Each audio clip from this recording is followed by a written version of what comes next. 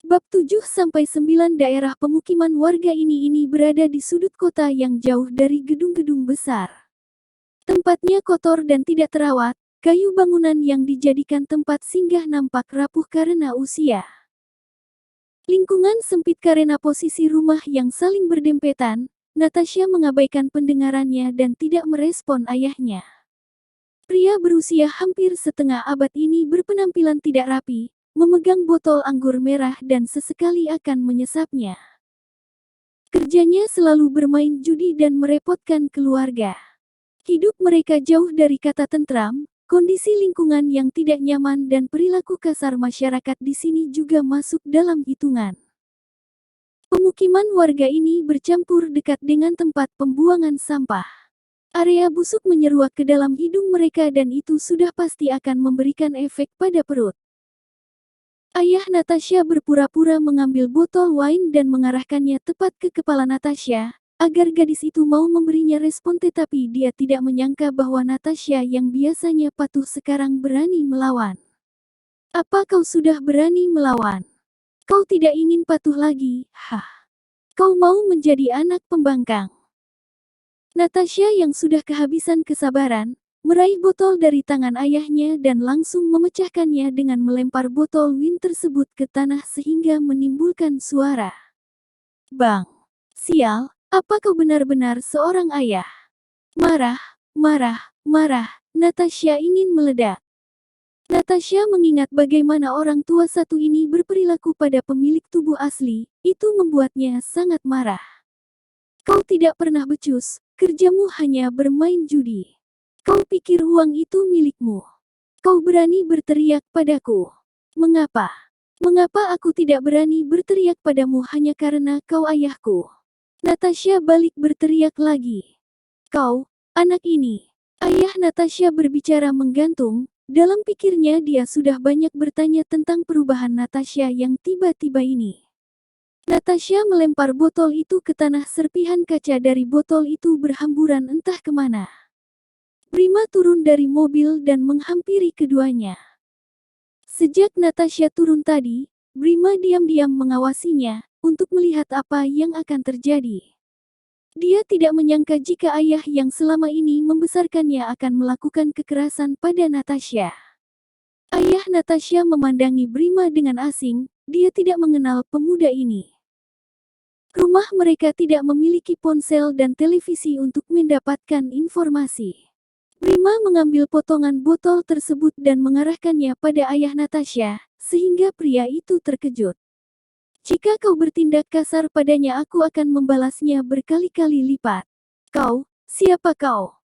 Ayah Natasha bertanya namun dan terus memperhatikan penampilan Brima. Barang-barang mewah bernilai tinggi ada di tubuhnya. Ayah Natasha semakin yakin jika Natasha sudah tidur dengan pemuda ini.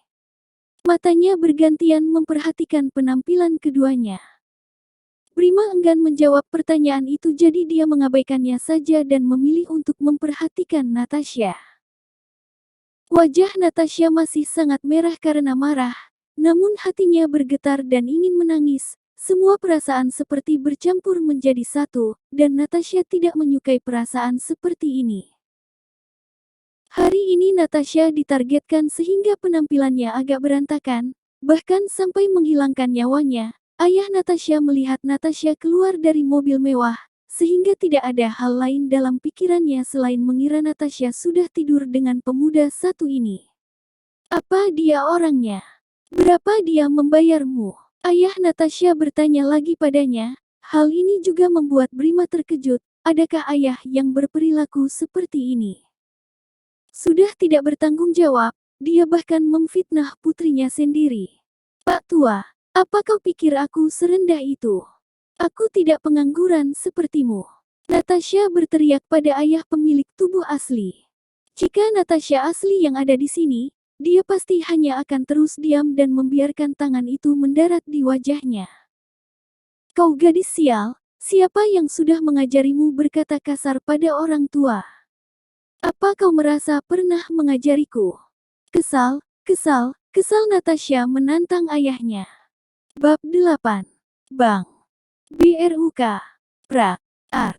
Suara teriakan dari orang-orang yang tadinya ingin menyentuh Natasha. Tubuh mereka sudah penuh dengan lebam, tulang-tulang mereka banyak yang retak dan patah, rasa sakit menyebar pada tubuh mereka. Natasha tersenyum pada mereka yang itu justru membuat mereka semakin takut. Tidak ada yang pernah mengatakan bahwa gadis ini pandai bertarung, aura yang dipancarkan oleh Natasha sendiri sangat menyeramkan. Sosoknya ketika sedang bertarung sangat berbeda dengan biasanya. Natasha seperti monster atau hewan buas yang akan bersiap untuk menerkam mangsanya. Setelah beberapa saat memukuli bawahan kreditur tersebut, Natasha menjadi cukup puas sehingga dia berencana ingin melepaskan mereka dan beralih memukuli kreditur.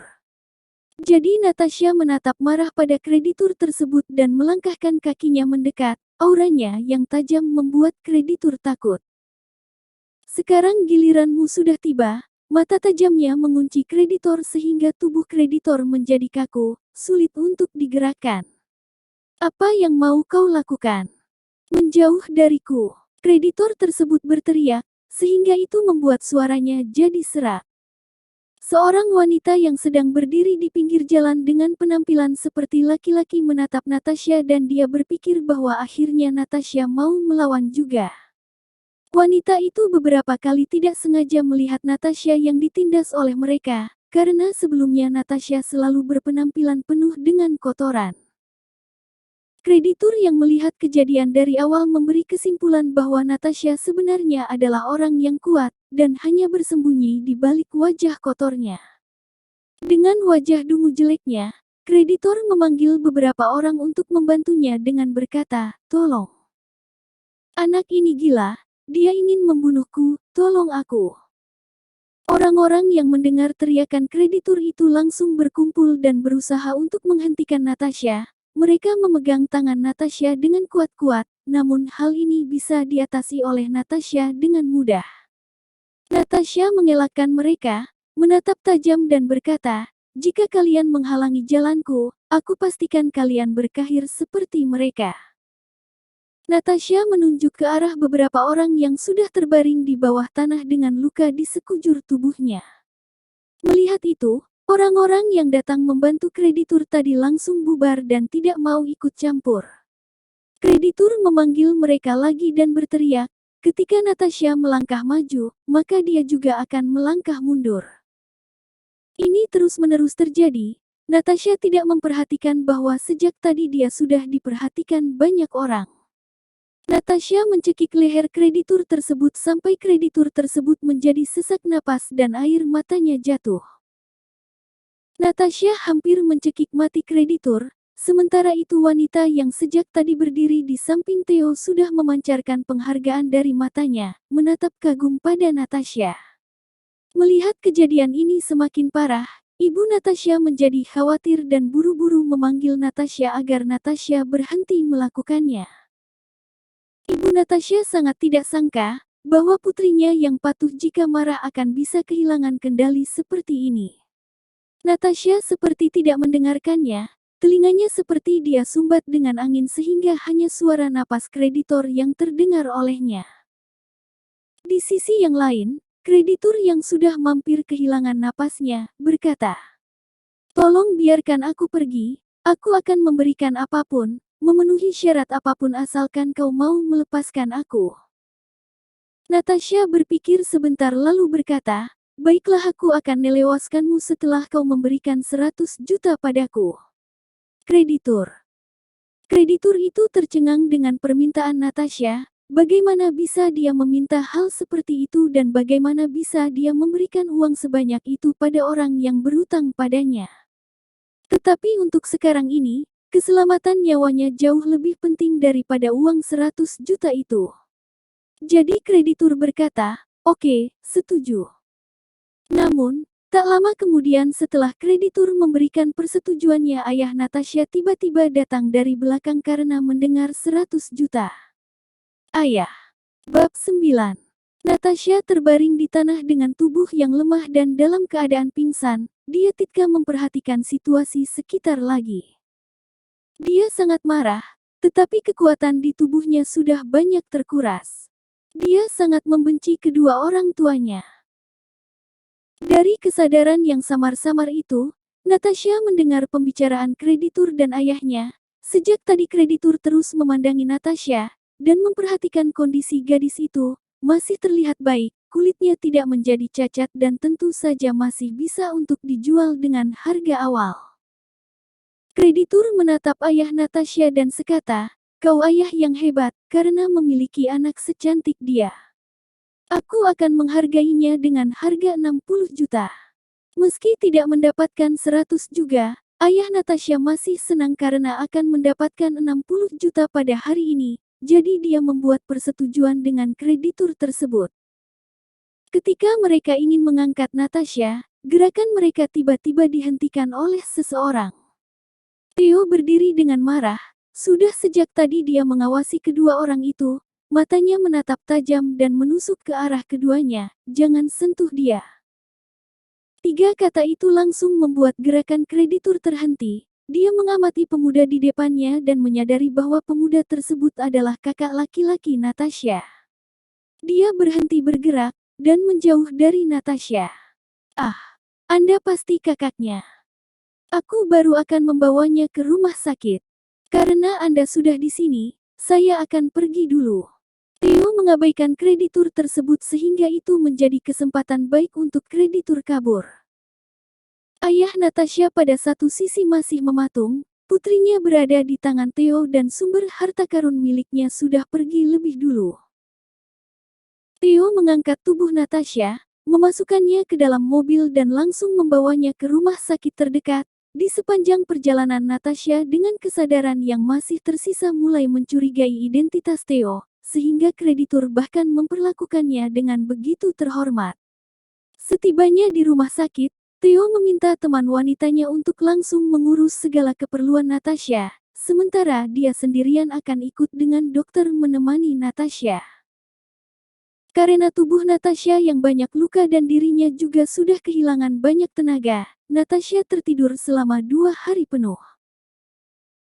Ketika dia terbangun, Natasha karena terkejut berasa di ruang serba putih, langsung memeriksa tubuhnya dan menemukan bahwa dia sedang menggunakan pakaian rumah sakit dan sedang mengalami perawatan. Kepalanya sangat pusing karena situasi yang baru saja dia alami. Tidak berselang lama, pintu rawat inap Natasha terbuka, menampilkan seorang suster perawat yang membawa beberapa alat kedokteran dan talenan yang berisi obat-obatan. Suster itu berjalan masuk ke dalam ruangan dan langsung tersenyum pada Natasha, karena menyadari bahwa akhirnya gadis yang sebelumnya sempat koma selama 2 hari ini sudah bangun.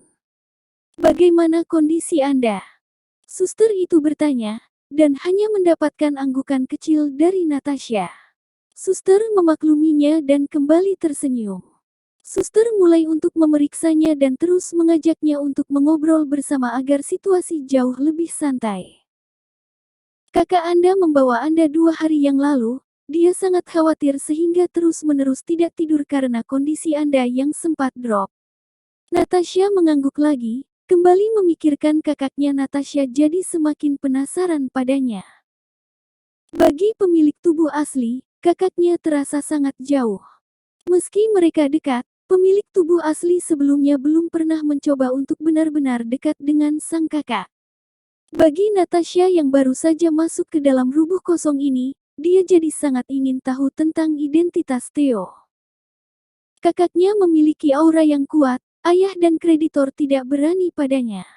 Itu sangat aneh, terlalu lama memikirkan tentang ini. Natasha sampai terlambat menyadari bahwa ruangan ini sangat luar dan merupakan kamar untuk 1 orang. "Natasha, bukankah ini bangsal tunggal? Ini bangsal VIP, itu artinya kakak laki-lakinya sebenarnya adalah orang kaya. Tapi kenapa orang kaya justru tinggal di pemukiman kumuh seperti itu? Dan